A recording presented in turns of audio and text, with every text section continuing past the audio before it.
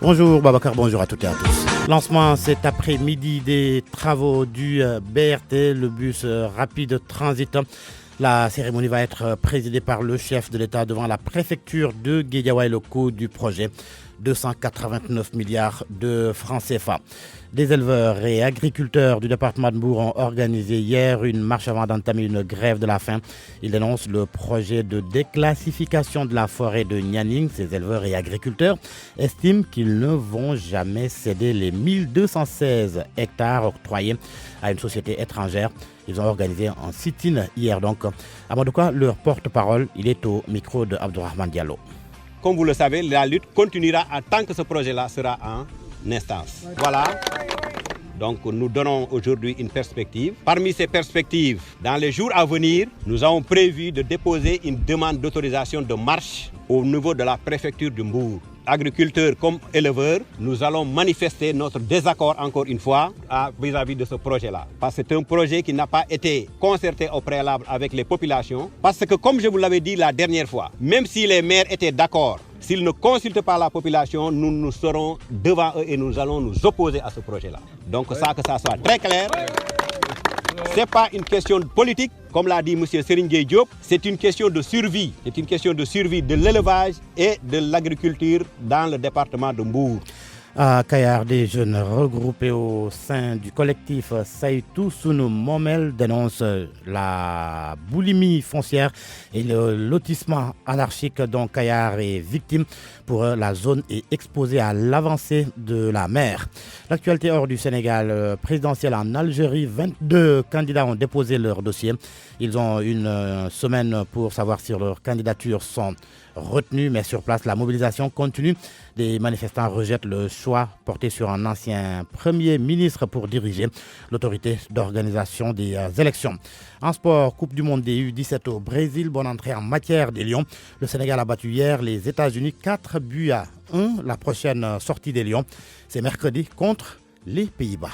waaleykum salaam Serigne Fall Babacar maa ngi lay nuyu maa ngi nuyu waa Sénégal di rafetlu na ñaan deek ñun jukkib xabaaru suba si dees koy doo rek xew yi ñu amal tey jii ci ngoon mu di lu aju ci ndorteel liggéeyu lii di BRT di bus rapide transit ci wàllu dem beek dikk bi la muy doon ci teewaay njiitu réew mi Macky Sall tey jii lay amee ci buntu préfecture bu Guédiawaye boobi le projet mu di BRT jàpp leen ne li ñu xayma ci koppar yi ci dem toll na ci ñaari téeméeri milliards ak juróom-ñett fukk ak juróom-ñeent maanaam 289 milliards.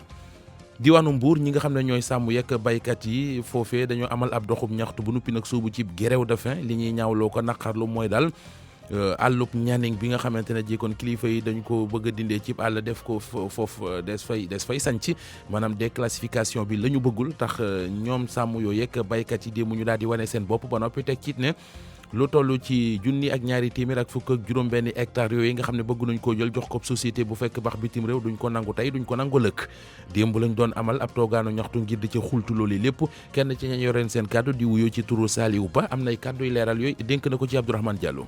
konteel baykat yi ñun ñuy wàññi léegi ëpp nañu 500 personnes yu nga xam ne inscrits signé yuy bay ci biir forêt bi.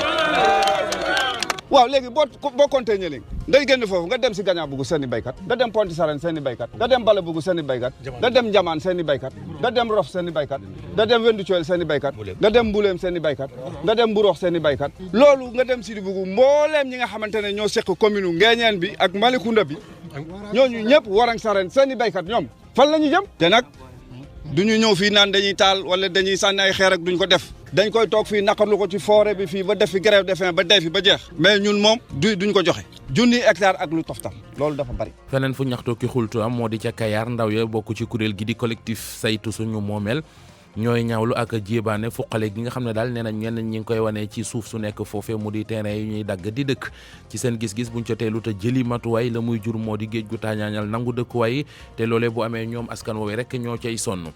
wutali bi ci réew ci jukkib xabaaru suba si 6h06 présidentielle la ñuy wàcc réewum Algérie lu toll ci ñaar fukki candidat ak ñaar ñoom ñoo sampu seenum ndënd semaine nag daal fii ak semaine la ñuy xam ana yan candidature la ñu validé am déet waaye jàppale ne jamono ji moom mobilisation ba ma ngay wéy ak it lu aju ci ñiy manifester li ñuy ñaawlu mooy koo xamante ne ji premier ministre la woon foofee ci jamono ci réewum Algérie moom la ñu bëgg a dénk kuréel gi organiser élection ya ñenn ci askan wi ne duñu ko dégg ndax loolee kon ànduñu ci jeexale wàllu tàggat yaram coupe du monde U17 ba ñuy football ca Brésil Sénégal ni mu ci sóobo dal nam xel ndax Sénégal dafa jàpp États-Unis daal di koy dóor 4 bal ci benn ñoom gaynde Sénégal mu di équipe boobu U17 yooyu seen beneenu max sëñ Fall danañu ko football àllarba ji di ñëw seen digg ak Pays-Bas lay doon du mooy Hollande.